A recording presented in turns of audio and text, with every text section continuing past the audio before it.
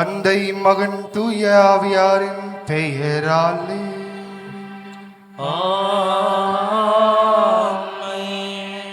நம் ஆண்டவராகிய இயேசு கிறிஸ்துவின் அருளும் கடவுளின் அன்பும் தூய ஆவியானவரின் நட்புறவும் உங்கள் அனைவரோடும் இருப்பதாக.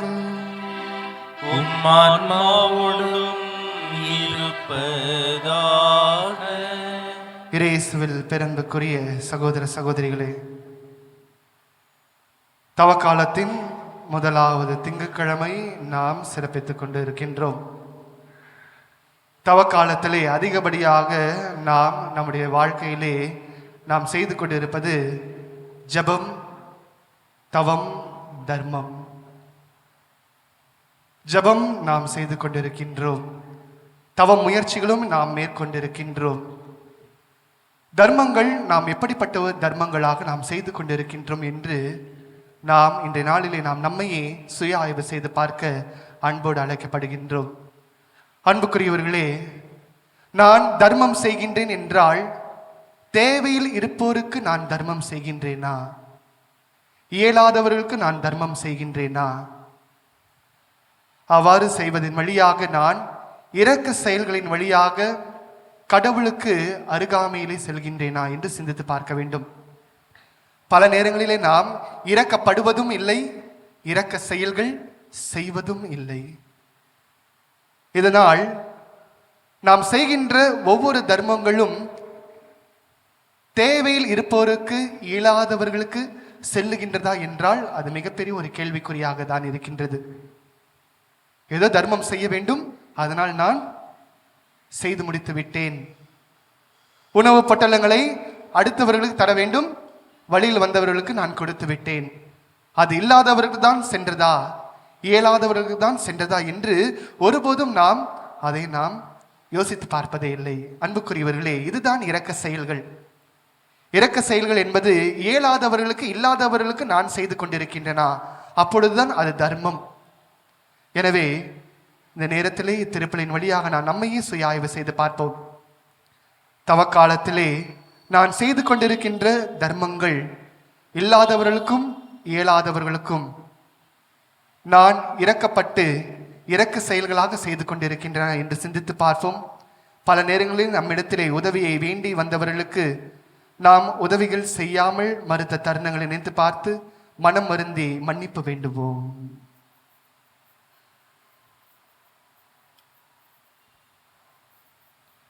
எல்லாம் அல்ல இறைவனிடமும் சகோதர சகோதரிகளே, உங்களிடமும் நான் பாவியனை ஏற்றுக்கொள்கிறேன்.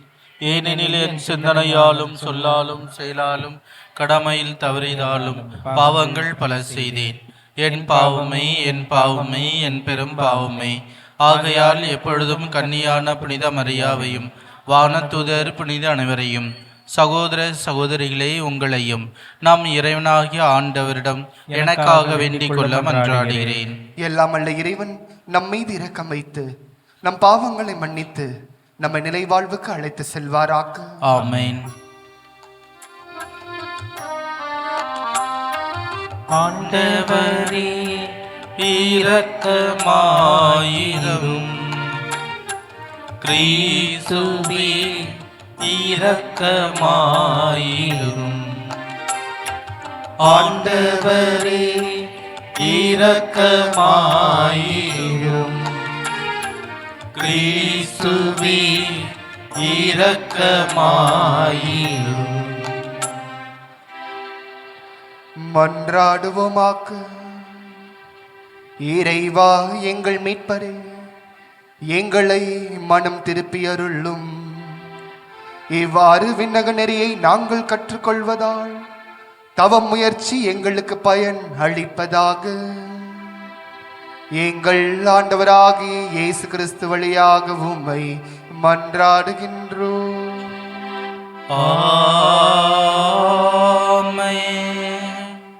லேவியர் நூலிலிருந்து வாசகம். அதிகாரம் 19, இறை வசனங்கள் 1, 2, 11 முதல் 18 வரை. ஆண்டவர் மோசேயிடம் கூறியது: நீ இஸ்ரேல் மக்களிடம் கூற வேண்டியது, தூயோராய் இருங்கள், ஏனெனில் உங்கள் கடவுளும் ஆண்டவருமாகிய நான் தூயவர். களவு செய்யாமலும் பொய் சொல்லாமலும் ஒருவரை ஒருவர் வஞ்சியாமலும் என் பெயரால் பொய்யான இட்டு உங்கள் கடவுளின் பெயருக்கு இழுக்கு ஏற்படுத்தாமலும் இருங்கள். நான் ஆண்டவர். அடுத்திருப்பவரை ஒடுக்கவோ அவருக்குரியதை கொள்ளையிடவோ வேண்டாம். வேலையாளின் கூலி விடியும் வரை உன்னிடம் இருத்தல் ஆகாது. காது கேளாதோரை சபிக்காதே, பார்வையற்றோரை இடறச் செய்யாதே. உன் கடவுளுக்கு அஞ்சி நட. நான் ஆண்டவர். தீர்ப்பிடுகையில் அநீதி இழைக்காதே. சிறியோர் பெரியோர் என முகம் பாராது உனக்கு அடுத்து வாழ்வோருக்கு நேர்மையுடன் நீதி வழங்கு. உன் இனத்தாருக்குள் புறங்கூறி திரியாதே. உனக்கு அடுத்து வாழ்பவரின் குருதி பழிக்கு காரணம் ஆகாதே.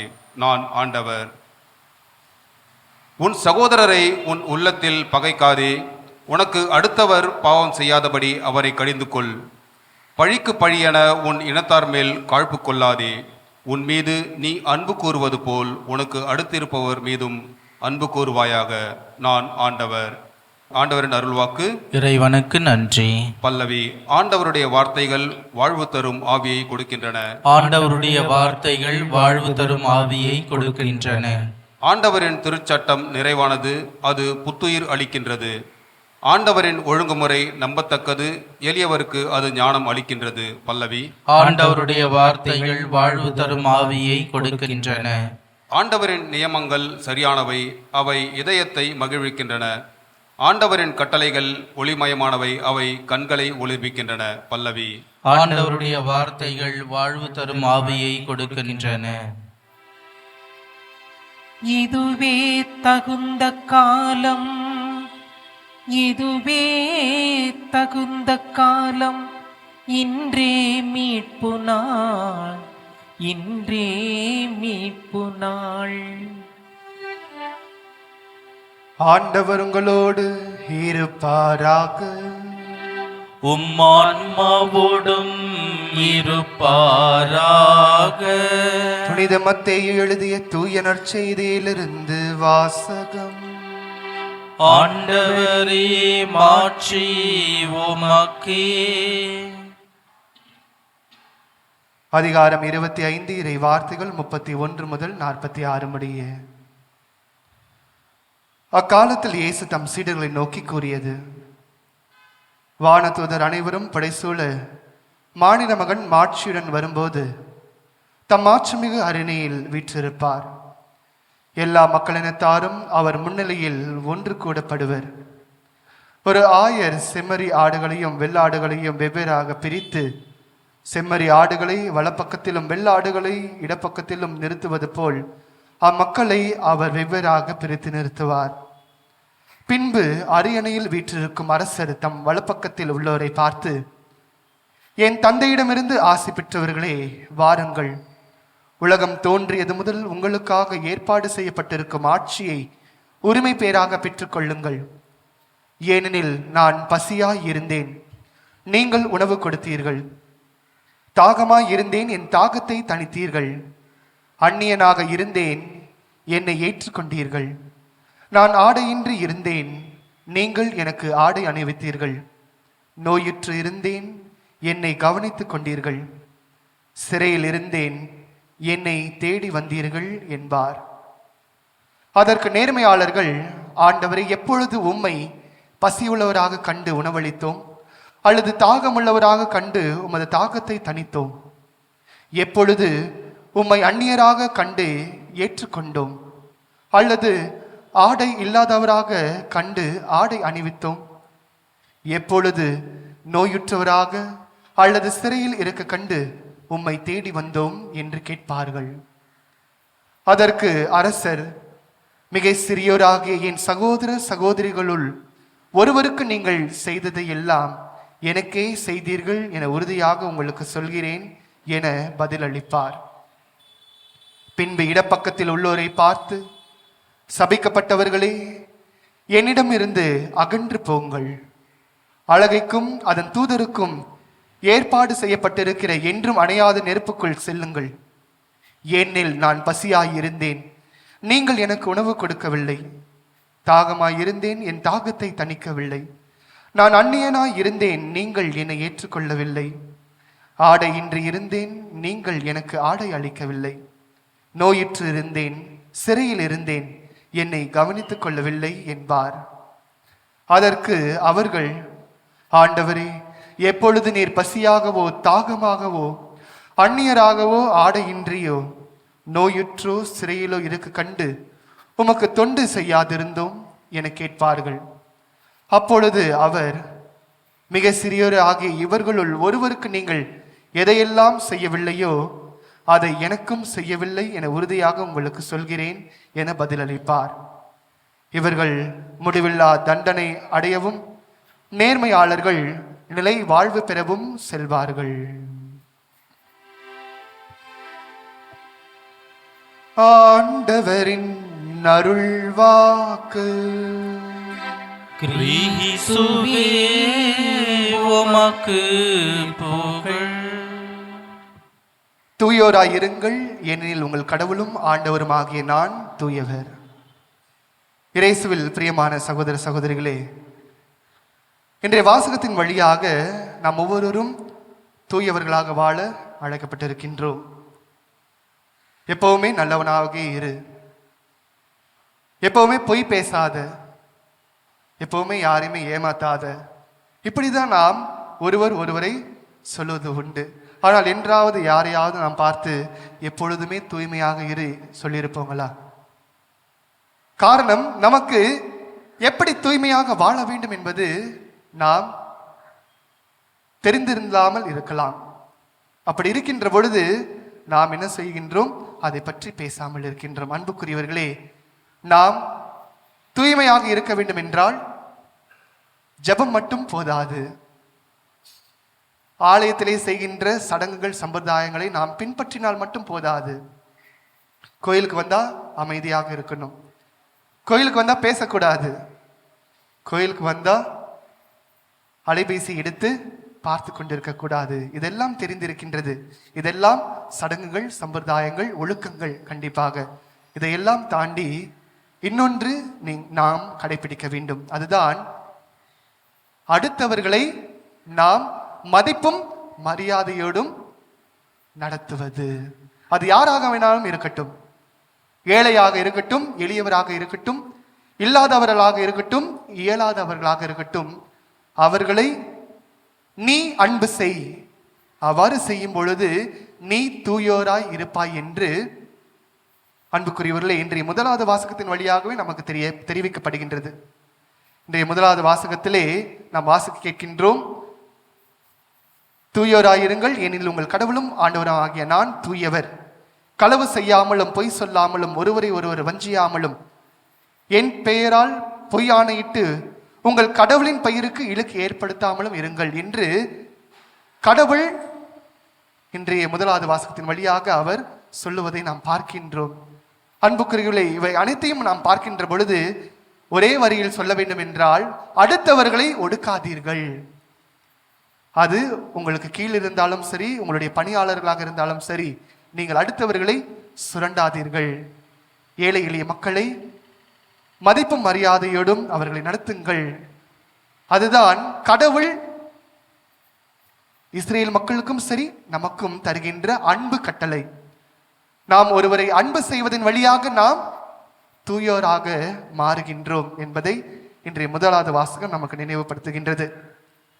அன்புக்குரியவர்களே, இன்றைய நற்செய்தி வாசகத்திலும் நாம் பார்க்கின்றோம், இரக்க செயல்களின் வழியாக ஆண்டவர் சொல்லுகின்றார், நீ இறுதி தீர்ப்பு நாளிலே விண்ணரசில் உனக்கு இடம் உண்டு என்று. இரக்க செயல்கள் செய்வதன் வழியாக நாம் ஒவ்வொருவரும் விண்ணரசுக்குள் தூயவராக நுழைகின்றோம் என்று.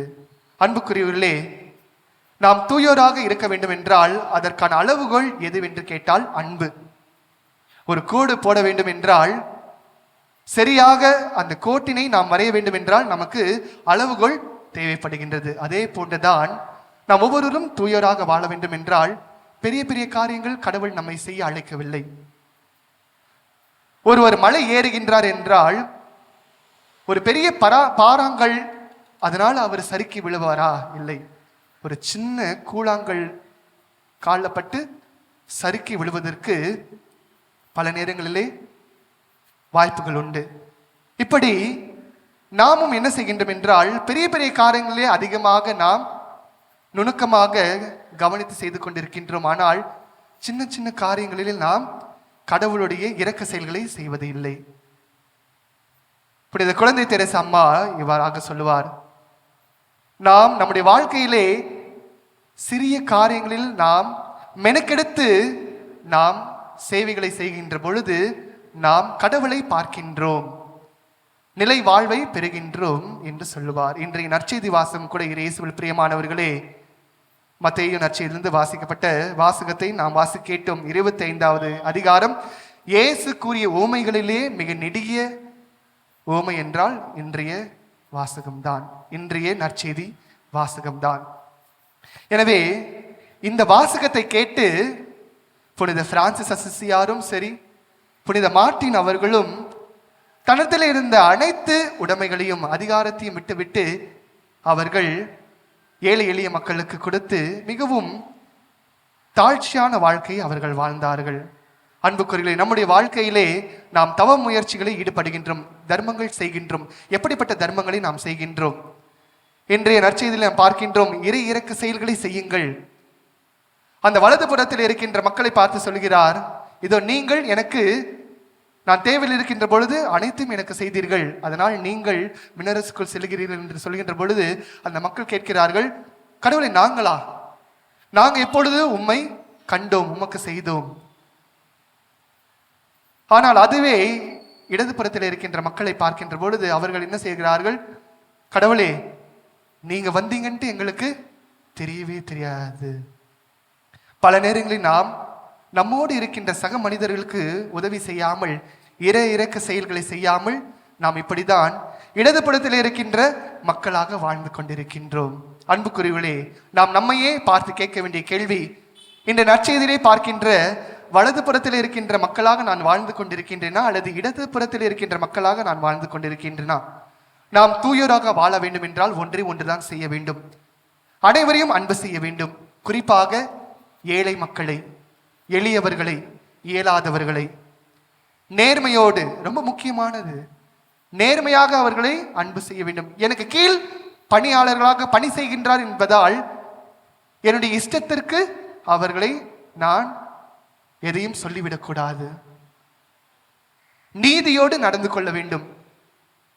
என்னுடைய வீட்டிலே பணியாளராக வேலை செய்கிறார்கள் என்பதற்காக மாண்பை இழந்து அவர்களை நாம் எதுவும் சொல்லிவிடக்கூடாது. நீதியோடு நாம் இருக்க வேண்டும், அன்போடு இருக்க வேண்டும், அக்கறையோடு இருக்க வேண்டும், மிக குறிப்பாக இரக்கத்தோடு இருக்க வேண்டும். அன்புக்குரியவர்களே, அவ்வாறாக நாம் இருக்கின்ற பொழுது நாமும் தூயோராக மாறுகின்றோம். அதுதான் கடவுள் விரும்புகின்றார். இதோ நீங்கள் தூயராக இருங்கள், ஏனில் உங்கள் கடவுளாகிய ஆண்டவர் நான் தூயவர் என்று சொல்லுகின்றார். இயேசுவில் பிரியமான சகோதர சகோதரிகளே, நாம் தூயவராக வாழ்ந்து கொண்டிருக்கின்றோமா? இரக்க செயல்களை நாம் செய்து கொண்டிருக்கின்றோமா?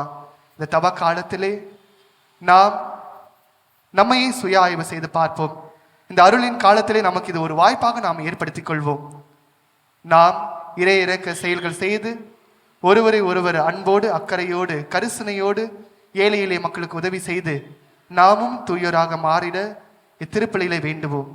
இயேசுடைய சீடர்களாக நாம் இருக்க வேண்டும் என்றால் அவர் மீது நம்பிக்கை கொண்டால் மட்டும் போதாது.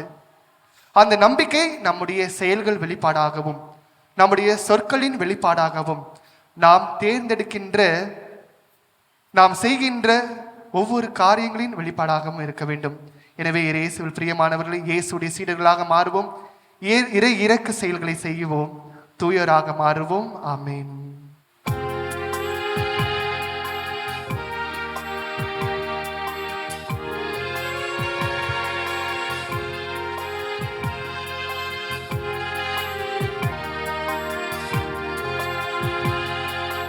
பலியை அல்ல இரக்கத்தையே கேட்கிறார், பாவி எந்தன் உள்ளத்தையே கேட்கிறார்.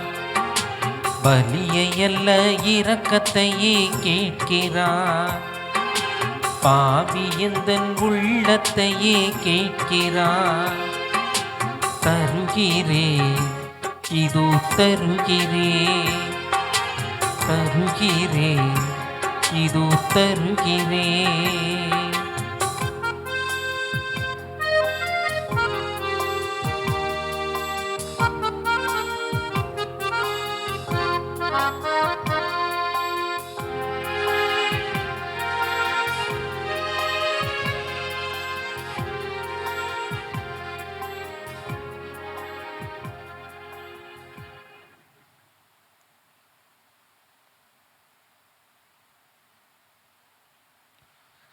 சகோதர சகோதரிகளை, என்னுடையதும் உங்களுடையதுமான இப்பள்ளி எல்லாமல்ல தந்தையாக இறைவனுக்கு ஏற்றதாகும்படி மன்றாடுங்கள். ஆண்டவர் தமது பெயரின் புகழ்ச்சிக்காகவும் ஆட்சிக்காகவும் நமது நன்மைக்காகவும் புனித திரு அவை அனைத்து நலனுக்காகவும் உமது கையில் இருந்து இப்பள்ளியை ஏற்றுக்கொள்வாராக. ஆண்டவரே, எங்கள் இறை பற்றி நிக்காணிக்கை உமக்கு ஏற்றதாய் இருப்பதாக. உமது ஆற்றலால் இது எங்கள் வாழ்வை புனிதப்படுத்தி எங்களுக்கு உமது இரக்கமுள்ள மன்னிப்பை பெற்று தருவதாக. எங்கள் ஆண்டவராகி இயேசு கிறிஸ்து வழியாக உம்மை மன்றாடுகின்றோம். ஆண்டவர் உங்களோடு இருப்பாராக. ஆன்மாவோடும் இருப்பாராக. இதயங்களை மேலே எழுப்புங்கள். ஆண்டவரிடம் எழுப்பியுள்ளோம். நாம் இறைவனாகிய ஆண்டவருக்கு நன்றி கூறுவோம். அது தகுதியும் நீதியும் ஆனது. ஆண்டவரே, தூயவரான தந்தையே, என்றுமுள்ள எல்லாமல்ல இறைவா, எங்கள் ஆண்டவராகிய கிறிஸ்து வழியாக எந்நாளும் எவ்விடத்திலும் நாங்கள் உமக்கு நன்றி செலுத்துவது மெய்யாகவே தகுதியும் நீதியும் ஆகும். எங்கள் கடமையும் மீட்புக்குரிய செயலுமாகும். ஏனெனில் உமது பேரருளால் நம்பிக்கையாளர் மன தூய்மை பெற்று ஆண்டுதோறும் பாஸ்கா விழாவின் மறைபொருளை மகிழ்ச்சியுடன் எதிர்பார்த்திருக்க செய்கின்றீர்.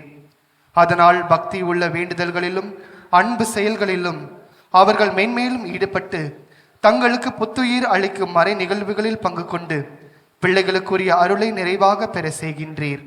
ஆகவே வானத்துதர் முதன்மை வானத்துதரோடும் அரியணையில் அமர்வோர் தலைமை தாங்குவோரோடும் வான் படைகளின் அணிகள் அனைத்தோடும் சேர்ந்து நாங்கள் உமது மாட்சியை புகழ்ந்து பாடி முடிவின்றி சொல்வதாவது: தூயவர் தூயவர் தூயவர், வான்படைகளின் கடவுளாம் ஆண்டவர். விண்ணகமும் மண்ணகமும் உமது மாட்சியால் நிறைந்துள்ளன. உன்னதங்களிலே ஓசன்னா. ஆண்டவர் பேரால் வருகிறவர் ஆசி பெற்றவர். உன்னதங்களிலே ஓசன்னா. ஆண்டவரே, நீர் மெய்யாகவே தூயவர், தூய்மை அனைத்திற்கும் ஊற்று. ஆகவே உம்முடைய ஆவியை பொழிந்து இக்காணிக்கைகளை தூய்மைப்படுத்த உம்மை வேண்டுகின்றோம். இவ்வாறு எங்கள் ஆண்டவர் இயேசு கிறிஸ்துவின் உடலும் இரத்தமுமாக எங்களுக்கு இவை மாறுவனவாக. அவர் பாடுபடவுளும் கனிந்து தம்மை கையளித்த போது அப்பத்தை எடுத்து நன்றி செலுத்தி அதை பிட்டு தம் சீடல் கழித்து அவர் கூறியதாவது: அனைவரும் இதிலிருந்து பெற்று உண்ணுங்கள், ஏனெனில் இது உங்களுக்காக கையளிக்கப்படும் என் உடல்.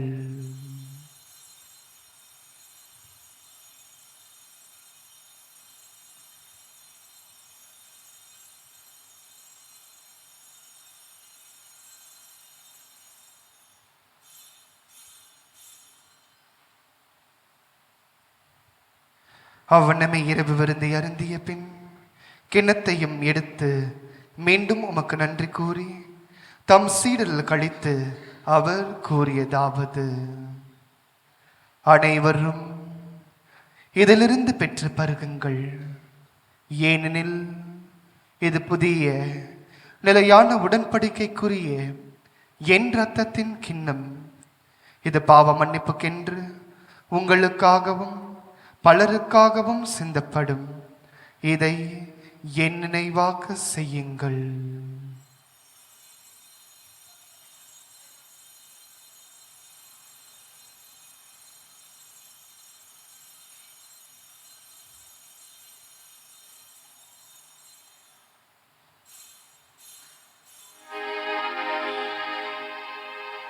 நம்பிக்கையின் மறை பொருள். ஆண்டவரே, நீர் வருமளவும் உமது இறப்பினை அறிக்கையிடுகின்றோம், உமது உயிர்ப்பினையும் எடுத்துரைக்கின்றோம். ஆகவே ஆண்டவரே, நாங்கள் கிறிஸ்துவின் இறப்பினையும் உயிர்ப்பினையும் நினைவு கூர்ந்து வாழ்வு தரும் அப்பத்தையும் மீட்பளிக்கும் கிண்ணத்தையும் உமக்கு ஒப்புக் கொடுக்கின்றோம். திருமுன்னின்று உமக்கு ஊழியம் புரிய தகுந்தவர்கள் என எங்களை ஏற்றுக்கொண்டீர். எனவே உமக்கு நன்றி செலுத்துகின்றோம். மேலும் கிறிஸ்துவின் உடலிலும் இரத்தத்திலும் பங்கு கொள்ளும் எங்களை தூய ஆவியார் ஒன்று சேர்க்க வேண்டும் என உம்மை தாழ்மையுடன் மன்றாடுகின்றோம்.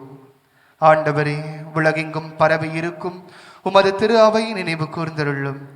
எங்கள் திருத்தந்தை பிரான்சிஸ், எம்பேராயர் ஜார்ஜ், எல்லா திருநிலையினர் ஆகிய அனைவரோடும் உமது திரு அவை அன்பில் நிறைவு பெற செய்தருளும். மேலும் உயிர்த்தெழும் எதிர்நோக்குடன் துயில் கொள்ளும் எங்கள் சகோதர சகோதரிகளையும் இறந்தோர் அனைவரையும் இரக்கத்துடன் நினைவு கூர்ந்து உமது திருமுக ஒளியினுள் ஏற்றருளும். எங்கள் அனைவர் மீதும் இரக்கமாயிரும். கடவுளின் கன்னித்தாயான புனித மரியா, அவருடைய துணையாளரான புனித யோசேப்பு, புனித திருத்தூதர்கள், இவ்வுலகில் உமக்கு உகந்தவராய் இருந்தோர் ஆகிய புனிதர் அனைவருடனும் நாங்கள் நிலை வாழ்வில் பங்கு கொள்ளும் தகுதி பெற்று உம் திருமகன் இயேசு கிறிஸ்து வழியாக உம்மை புகழ்ந்தேத்து மறுமருள உம்மை மன்றாடுகின்றோம்.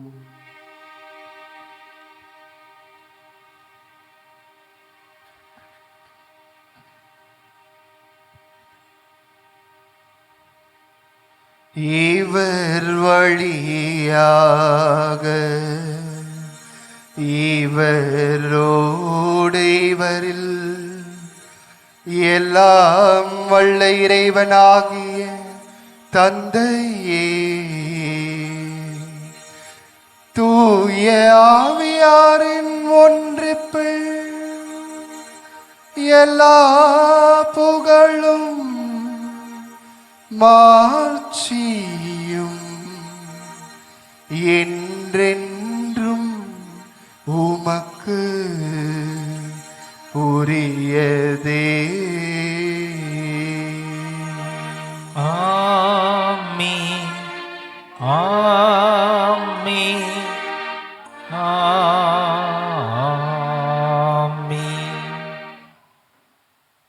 மீட்பரின் கட்டளையால் கற்பிக்கப்பட்டு இறை படிப்பினால் பயிற்சி பெற்ற நாம் அனைவரும் துணிந்து ஜெபிப்போம். விண்ணுலகில் இருக்கின்ற எங்கள் தந்தையே, உமது பெயர் தூயதென போற்றப் பெறுக.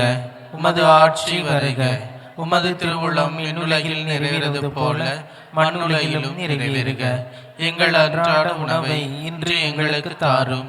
எங்களுக்கு எதிராக குற்றம் செய்வோரை நாங்கள் மன்னிப்பது போல எங்கள் குற்றங்களை மன்னியும். எங்களை சோதனைக்குட்படுத்தாதையும் தீமையிலிருந்து எங்களை விடுவித்தருளும். ஆண்டவரே, தீமை அனைத்திலும் இருந்தும் எங்களை விடுவித்து எங்கள் வாழ்நாளில் அமைதியை கனிவுடன் அருள உம்மை மன்றாடுகின்றோம். உமது இரக்கத்தின் உதவியால் நாங்கள் பாவத்திலிருந்து எப்போதும் விடுதலை பெற்று யாதொரு கலக்கமும் இன்றி நலமாய் இருப்போமாக. நாங்கள் எதிர்நோக்கி இருக்கும் பேரின்பத்திற்காகவும் எம் மீட்பராக இயேசு கிறிஸ்துவின் வருகைக்காகவும் காத்திருக்கின்றோம். ஏனெனில் ஆட்சியும் வல்லமையும் ஆட்சியும் என்றென்றும் உமதே. ஆண்டவரே இயேசு கிறிஸ்துவே, உமது அமைதியை எங்களுக்கு விட்டு செல்கின்றேன், என் அமைதியை உங்களுக்கு அளிக்கின்றேன் என்றும் திருத்தூதர்களுக்கு மொழிந்தீரே. எங்கள் பாவங்களை பாராமல் உமது திரு அவை நம்பிக்கையை கண்ணோக்கி உமது திருவுளத்திற்கேற்ப அதற்கு அமைதியும் ஒற்றுமையும் அறுத்தழுவீராக. என்றென்றும் வாழ்ந்து ஆட்சி செய்கின்றவர் நீரே. ஆமென். ஆண்டவருடைய அமைதி உங்களோடு என்றும் இருப்பதாக. உம் ஆன்மாவோடும் இருப்பதாக. ஒருவருக்கொருவர் அமைதியை பகிர்ந்து கொள்வோம். உலகின் பாவங்களை போக்கும் இறைவனின் செம்மறியே, எங்கள் மேல் இரக்கமாயிரும். உலகின் பாவங்களை போக்கும் இறைவனின் செம்மறியே, எங்கள் மேல் இரக்கமாயிரும். உலகின் பாவங்களை போக்கும் இறைவனின் செம்மறியே, எங்களுக்கு அமைதியை அளித்தருளும். இதோ நம் ஆண்டவராகிய இயேசு கிறிஸ்து நம் ஒவ்வொருவரையும் பார்த்து, நீர் என்னுடைய சீடனாக வாழ ஆசைப்படுகின்றாயா? அவ்வாறு என்றால் இதோ என்னை போன்று ஏழை எளிய மக்களுக்காகவும் இயலாதார்களுக்காகவும் இரக்க செயல்கள் செய் என்று நம்மை அன்போடு அழைக்கின்றார். இவரது அழைப்பை ஏற்று இங்கு வந்திருக்கின்ற நாம் ஒவ்வொருவரும் பேறு பெற்றோர். ஆண்டவரே, நீர் என் இல்லத்தில் எழுந்திருள்ள நான் தகுதியற்றவன். ஆனால் ஒரு வார்த்தை மட்டும் சொல்லியருளும், எனது ஆன்மா நலமடையும். மன்றாடுவோமாக. ஆண்டவரே, உமது அருள் அடையாளத்தை பெற்றுக்கொண்டதால் எங்கள் மனதிற்கும் உடலுக்குமான உதவியை கண்டுணர நாங்கள் உம்மை வேண்டுகின்றோம். அதனால் மனதிலும் உடலிலும் மீட்பு அடைந்து விண்ணக உதவியின் முழுமையால் மாட்சி அடைவோமாக. எங்கள் ஆண்டவராகிய இயேசு கிறிஸ்து வழியாக உம்மை மன்றாடுகின்றோம். ஆமென். ஆண்டவர் உங்களோடு இருப்பாராக. உமான்மாவோடும் இருப்பாராக. எல்லாம் வல்ல இறைவன் தந்தை மகன் தூயாவியானவர் உங்கள் அனைவரும் நிறைவாக ஆசீர்வதிப்பாராக. ஆமென். இயேசுவின் உகந்த சீடர்களாக என்றும் வாழ்ந்திட சென்று வாழுங்கள். வாழ்க்கை படி தொடரட்டும். இறைவனுக்கு நன்றி.